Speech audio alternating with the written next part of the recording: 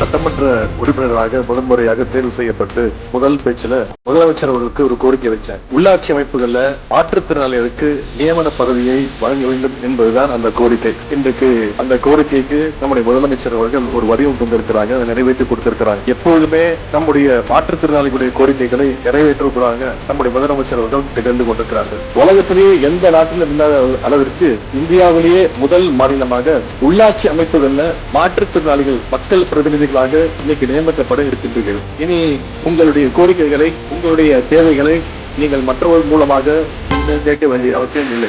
ஒவ்வொரு உள்ளாட்சி கூட்டங்களிலும் நீங்களே உங்களுடைய கோரிக்கையை, உங்களுடைய குரலை நீங்கள் எழுப்பி உங்களுடைய தேவைகளை நீங்கள் பெற்றுக்கொள்ளலாம். அதை ஏற்படுத்தி கொடுத்தவர், அந்த சாதனை நிகழ்த்தி காட்ட பெருமைக்குரியவர் நம்முடைய முதலமைச்சர் அவர்கள்.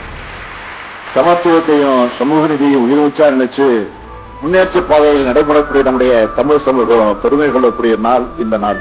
சாதி, மதம், இனம், மொழி, பாலினம்னு ஏராளமான வேறுபாடுகளும் பாகுபாடுகளும் தீண்டாமைகளும் நிறைஞ்சிருக்கக்கூடிய இந்த சமூகத்துல இதெல்லாம் களையப்படணும். நாம் அனைவரும் சமம், எல்லாருக்கும் சமவரை இருக்குன்னு மக்களோட உரிமை குரலா உருவான இயக்கம் தான் திராவிட இயக்கம். மாற்றுத்திறனாளிக்கு தேவை கருணை அல்ல, அவங்களுடைய உரிமை என்பதை உணர்ந்து இன்றைக்கு இந்த அரசு செயல்பட்டுக் கொண்டிருக்கிறது.